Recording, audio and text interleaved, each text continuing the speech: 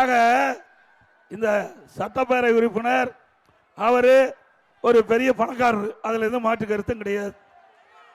அவர் எப்படி ஜெயிச்சாருன்னு நாட்டு மக்களுக்கு தெரியும், அது வேற விஷயம்.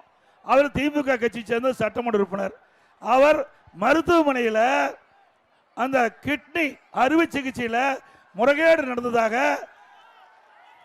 தம்பி தள்ளாதீங்கப்பா, தள்ளாதீங்க, அப்படியே இருக்கட்டும், தள்ளாது இருங்க. முறைகேடு இருந்ததாக அரசாங்கத்துக்கு புகார் போகுது.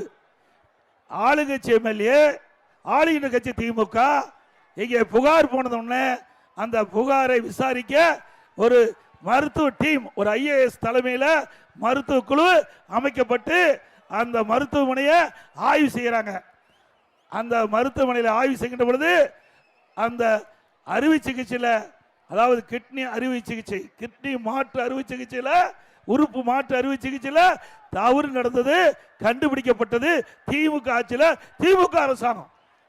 பிறகு தவறு நடந்தது என்று தெரிவிக்கப்பட்டவுடன் அந்த உறுப்பு மாற்று அறுவை சிகிச்சையுடைய அனுமதியை ரத்து பண்ணிட்டாங்க. அனுமதியை ரத்து பண்ணியாச்சு. ஆக ஆளுங்கட்சி எம்எல்ஏ, ஆளுகின்ற கட்சி திமுக அரசாங்கம், அந்த அரசாங்கமே முறைகேடு நடப்பதாக கண்டுபிடிக்கப்பட்டு அந்த அரசாங்கமே உறுப்பு மாற்று அறுவை சிகிச்சையுடைய அனுமதியை ரத்து செஞ்சிருக்குது. அப்படின்னா தவறு நடந்திருக்குல்ல, உண்மைதானே? நாம கண்டுபிடிக்கல, எதிர்கட்சி சொல்லல, ஆளுகின்ற கட்சி திமுக கட்சி, திமுக எம்எல்ஏ மருத்துவமனையில் ஆய்வு செய்து கண்டுபிடிக்கப்பட்டு தவறு நடந்திருப்பதாக கண்டுபிடிக்கப்பட்ட பிறகு இதுவரை நடவடிக்கை எடுத்தாங்களா? இல்ல. அறிக்கையின் வாயிலாக வெளியிட்டோம், இதுவரைக்கும் உண்டான நடவடிக்கை எடுக்கல. திராவிட முன்னேற்ற கழக அரசு இன்றைக்கு உயர்நீதிமன்றம், மதுரை உயர்நீதிமன்ற கிளை இதுக்கு வார்னிங் கொடுத்திருக்குது, எச்சரிக்கை கொடுத்திருக்குது. உறுப்பை திருடுவது குற்றம். ஒரு மனிதனுக்கு உறுப்பு முக்கியம், அதை கூட இந்த அரசுல விட்டு வைக்கல. ஆக தவறு நடந்த மருத்துவமனை மீது எவ்வளவு பெரிய ஆளா இருந்தாலும் சட்டத்தை முன் சமம், அதை இந்த அரசு உடனடியாக நடவடிக்கை எடுக்க வேண்டும். இப்ப நீதிமன்றத்தில் வழக்கு இருக்குது. இன்னைக்கு நாம நிறைய கேள்விப்பட்டிருக்கிறோம், பணத்தை திருடுவாங்க, நகையை திருடுவாங்க. உறுப்பையும் திருடுற அரசாங்கம் ஒரே அரசாங்கம், திமுக அரசாங்கம்.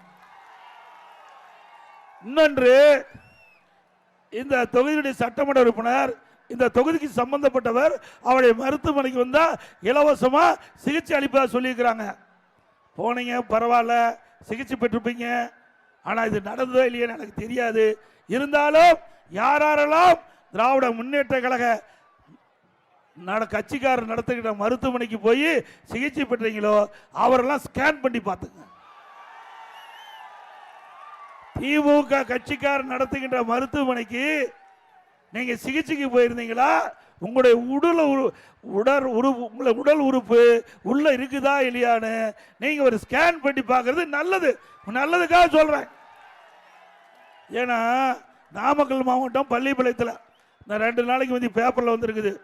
அந்த அம்மாவுக்கு கிட்னி, அந்த அம்மா கிட்னி கொடுப்பதாக தெரிவிச்சிருக்கிறாங்க, கூட்டிட்டு போயிருக்கிறாங்க. வறுமையின் காரணமா கிட்னிக்கு பதிலாக கல்லீரல் எடுத்துட்டாங்க.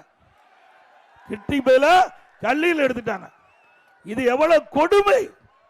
வறுமை என்பது ஒரு மனிதனுக்கு மிக கொடுமையானது.